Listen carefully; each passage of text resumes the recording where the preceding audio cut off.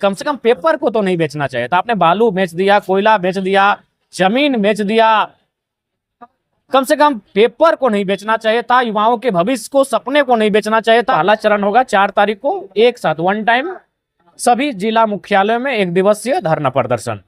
उसके बाद वहां से जिला उपायुक्त को एक मुख्यमंत्री के नाम से अल्टीमेट का ज्ञापन। जब झारखंड में छात्र हित की बात होती है तो सिर्फ एक ही चेहरा सामने आता है, वो है जेएलकेएम के तमाम नेताओं का। उसमें जयराम महतो के साथ साथ देवेंद्र नाथ महतो और तमाम जो इनसे जुड़े हुए लोग हैं वो शामिल हैं। क्या वजह है कि झारखंड में छात्रों के हित के लिए जो विपक्षी पार्टियां हैं उसके जो लोग हैं बहुत कम नजर आते हैं? हालांकि इस बार जेपीएससी को लेकर बीजेपी और उनसे जुड़े हुए विद्यार्थी परिषद ने आवाज तो उठाई, लेकिन अभी भी सबसे बड़ा आंदोलन जो है वो जेपीएससी छात्रों को न्याय दिलाने का और जेपीएससी से जुड़े, साथ में जेएसएससी से जुड़े छात्रों को न्याय दिलाने का जो आंदोलन है वो अभी भी जेएलकेएम के हाथ में है। हमारे साथ जयराम महतो, उनसे सीधे बात करते हैं। जयराम जी, छात्रों का विश्वास को क्या कहेंगे? देखिए, अभी जो वर्तमान में भारत देश का जो आचरण है, भारत देश का मतलब भारत देश के जो व्यवस्थाओं में लोग बैठे हैं उनका जो आचरण है, उनका जो चरित्र है, वो मूल रूप से कॉरपोरेट सोच का हो चुका है। वो मूल रूप से एक व्यवसायी सोच का हो चुका है कि गरीबों की किडनी, गुर्दे, फेफड़े को बेचकर अगर मुनाफा कमाया जाए तो मुनाफा कमाने के बारे में सोचेंगे। इसीलिए पेपर लीक, जहाँ से उस पेपर से बच्चे के भविष्य का निर्धारण होता है, उस पेपर से भारत देश को कलाम जैसे प्रतिभाशाली मिसाइल मैन मिलेंगे आगे चलकर। उस शिक्षा से कई विद्वान सामने आएंगे, कई अर्थशास्त्री, भूगोल शास्त्री, विज्ञान को जानने वाले, गणित को समझने वाले। और वहाँ अगर उस पढ़ाई में, उस पेपर में अगर आप लीक करते हैं, उसको सेटिंग करते हैं, उसमें घोटाला करते हैं, उसमें गड़बड़ी करते हैं, उसमें अनियमितता आती है, विसंगतियां आती हैं, तो आप देश के भविष्य के साथ खिलवाड़ कर रहे हैं। और खिलवाड़ कौन कर रहे हैं? जो व्यवस्था में बैठे लोग हैं।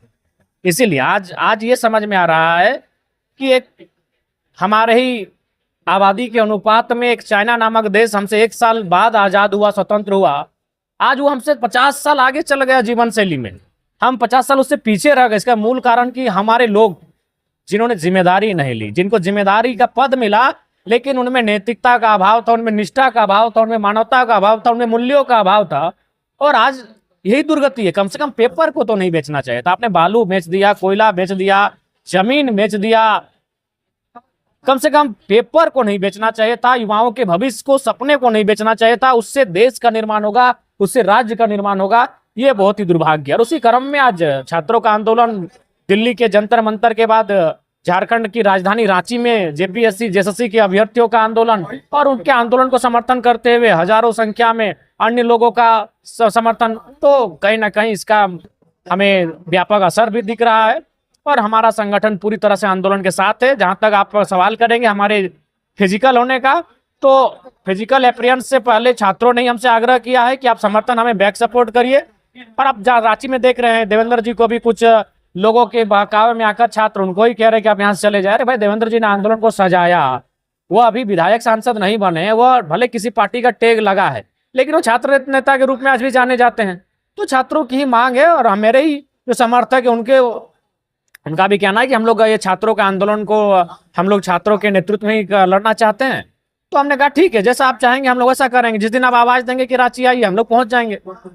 लेकिन उन्होंने ही कहा है कि कोई भी पॉलिटिकल पार्टी के, खासकर जो एमपी एमएलए का टैग जिन पर लगा है, वो लोग कार्यक्रम स्थल में ना पहुंचे। आग्रह छात्रों का। आप लोगों ने बैठक रखी, उस पर क्या निर्णय होने वाला है? हमारा निर्णय क्लियर हो चुका है। केंद्र समिति की बैठक हमारी हुई, प्रमंडल के साथ बैठक हुई, जिला के साथ बैठक हुई, और उसमें हम लोगों ने दो चरणों में आंदोलन करने का निर्णय लिया है। पहला चरण होगा 4 तारीख को, एक साथ वन टाइम सभी जिला मुख्यालयों में 1 दिवसीय धरना प्रदर्शन।